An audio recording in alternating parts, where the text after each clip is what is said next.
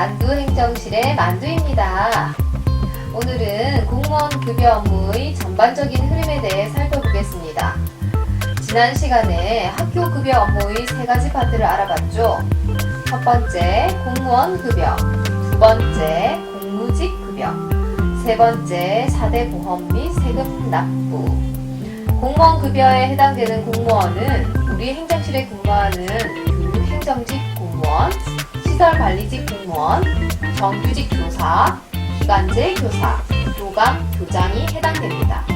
교사도 엄밀히 말하면 국가직 교육 공무원이기 때문에 같은 공무원 카테고리에서 같은 직업으로 급여 작업을 합니다. 공무원 급여는 나이스라는 시스템에서 작업을 하는데요. 나이스 시스템은 인사정보, 복무, 급여 등을 관리하는 프로그램입니다. 자, 나이스는 미리 입력되어 있는 공무원의 기본 정보를 바탕으로 급여를 계산해내는 아주 똑똑한 프로그램입니다. 오늘은 공무원 급여 업무의 전체적인 흐름을 살펴보고 상세한 작업 방법은 다음번에 직접 하나하나 시스템에서 시연해 보면서 할게요. 먼저 공무원 나이스 급여 작업을 하기 전에 사전 작업으로 확인해야 하는 게 있습니다. 첫 번째, 공무원 중 인사, 보직, 호봉 변동자가 있는지 확인해야 합니다. 인사 변동자란 신규로 발령받으신 분, 휴직, 복직하신 분, 퇴직하신 분, 승진하신 분 등을 말합니다. 보직 변동자는 담임교사나 부장교사 등 보직교사로 임명되신 분을 말합니다. 호봉 변동자란 1년간 성실히 근무하여 호봉이 한 단계 올랐거나 중간에 호봉 수정 사항이 생겨 호봉이 달라지신 분을 말합니다. 쉽게 말해서 지난달과 비교해서 새로운 변화가 있으신 분들을 체크해야 합니다. 인사, 보직, 호봉 변동자는 우리가 급여 작업을 하기 전에 교육청 인사 담당자 및 학교 인사 담당자가 미리 처리해 놓는데 간혹 누락되는 경우도 있기 때문에 꼼꼼히 살펴봐야 합니다. 나이스에서 인사 변동자 확인은 일반 행정, 공무원 급여, 월급여, 기본 사항 관리, 인사 변동자 조회에서 확인이 가능합니다.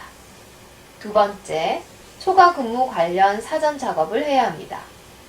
공무원 급여에서 기본급이나 수당 등은 나이스가 개인의 기초 자료를 바탕으로 자동으로 계산을 해주지만 초과 근무는 개인마다 매월 초과 근무하는 시간에 변동이 있기 때문에 자동 계산이 불가능합니다.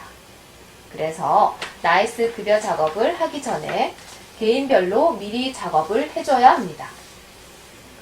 학교마다 초과 근무 대장이나 초과 근무를 확인하는 지문 인식기가 있는데 지문 인식기에 기록된 자료를 나이스 프로그램에 연결시켜서 초과 근무 작업을 완성해 놓습니다. 세 번째, 가족 사항을 확인해야 합니다. 수당 중에서 부양가족에게 지급하는 가족 수당이 있습니다. 주민등록상 등록되어 있으면서 실제로 같이 거주하는 가족에 대한 부양수당으로 가족수당을 지급하는데 보통은 잘 없지만 간혹 이사를 가거나 다른 이유로 부양가족의 변동이 발생하기도 합니다. 가족수당 변경 사항은 나이스 월급여 가족사항 관리에서 확인합니다. 여기까지 정리해 볼까요? 급여 작업 전에 할 일 세 가지. 첫째, 인사, 호봉, 보직 변동자를 체크해서 급여 작업 결과에 잘 반영되었는지 확인하고 둘째, 매월 달라지는 초과 근무 시간을 확인해서 나이스의 초과 근무 작업을 해놓습니다. 셋째, 부양가족의 변동이 있는지 확인합니다. 이제 본격적으로 나이스 공무원 급여 작업에 들어가 보겠습니다. 나이스 공무원 급여, 월급여 작업을 눌러주시고요.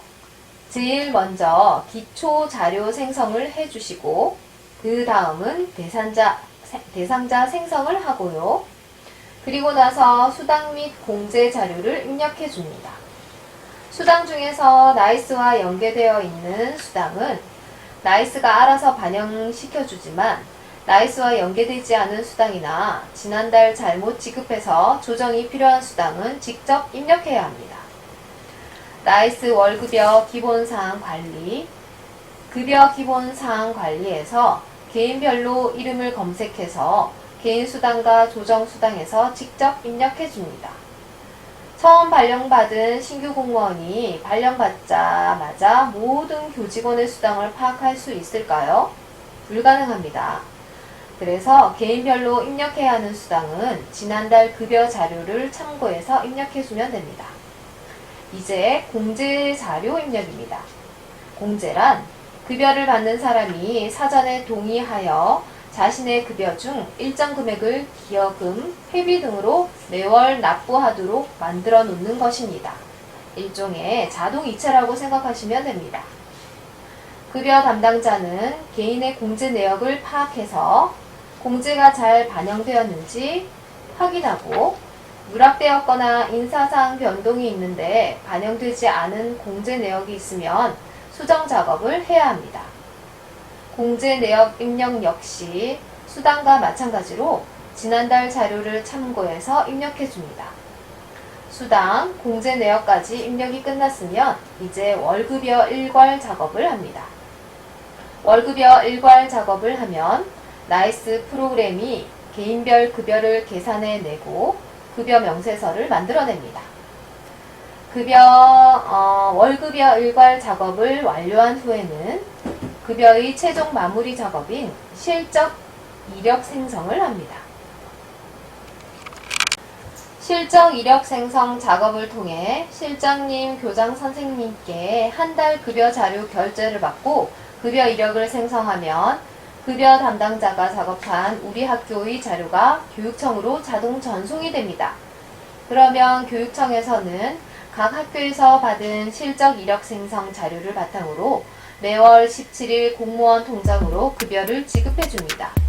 자, 정리를 하자면 교육부 소속 모든 기관들, 모든 학교에서 사용하는 나이스라는 프로그램이 있고 이 프로그램 속에는 학교에 근무하는 공무원, 교사의 정보가 다 담겨 있으며 급여 담당자인 우리가 나이스 프로그램에서 몇 가지 작업을 해준 후 실적 이력 생성을 하면 이 자료가 교육청으로 전송되고 교육청에서는 학교 자료를 바탕으로 급여를 지급합니다.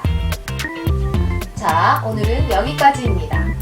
오늘은 공무원 급여 업무의 흐름에 대해 살펴보았습니다.